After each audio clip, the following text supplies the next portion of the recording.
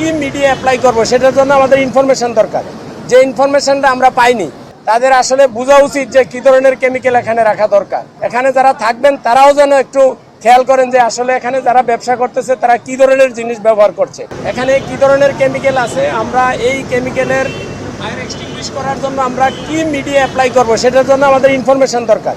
যে ইনফরমেশনটা আমরা পাইনি, মালিক পক্ষ বা মালিক পক্ষের কাউকেই আমরা পাই নাই, এখানে কি ধরনের কেমিক্যাল সেটা আমরা জানতে পারিনি। তারপরেও আমরা আমাদের নিজের অভিজ্ঞতা দিয়ে, নিজেদের আমাদের প্রফেশনালিজম দিয়ে আমরা চেষ্টা করেছি ওটার কাছে পৌঁছার জন্য দোকানের, এবং আমরা পর্যায়ক্রমে ওখানে ফোম ব্যবহার করেছি কিছুক্ষণ আবার ফোম ব্যবহার করিনি। আমরা দেখতে পেয়েছি যে ফোম দেওয়ার পরে কি হয়, পানি দেওয়ার পরে কি হয়, এই জিনিসটা আমরা লক্ষ্য করতেছিলাম। তো এরপর আস্তে আস্তে আমরা আগুনের হিট কমিয়ে নিয়ে এসেছি। তারপর আমাদের এখানে যে ধোঁয়া ছিল সেটার পরিমাণও কমিয়ে নিয়ে আসছি। আর এখানে যেটা সবচেয়ে বড় বিষয় সেটা হলো, যেহেতু এটা একটা আবাসিক কাম বাণিজ্যিক ভবন, তো এই আবাসিক কাম বাণিজ্যিক ভবনের মধ্যে যে সমস্ত কেমিক্যালের ব্যবসা যারা করেন তাদের আসলে বোঝা উচিত যে কী ধরনের কেমিক্যাল এখানে রাখা দরকার।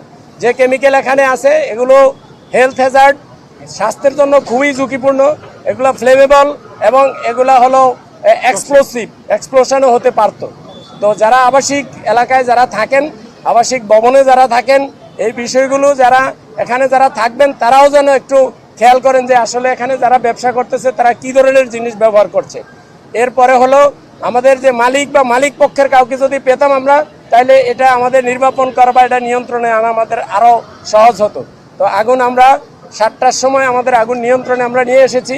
আগুন এখন সম্পূর্ণ আমাদের নিয়ন্ত্রণে আছে, বাট আরও কিছু সময় লাগবে, আমরা পর্যবেক্ষণে রাখবো। যদিও এটা যদি কেমিক্যালের আগুন যেহেতু, সেজন্য আমাদের এটা একটু দেখতে হবে, একটু সময় লাগবে। বান্ডেল থাকলে প্রতি সেনমানিতে টাকা বাঁচবে। বিকাশ সেনমানি বান্ডিল কিনে জিতুন প্রতি লেনদেনে।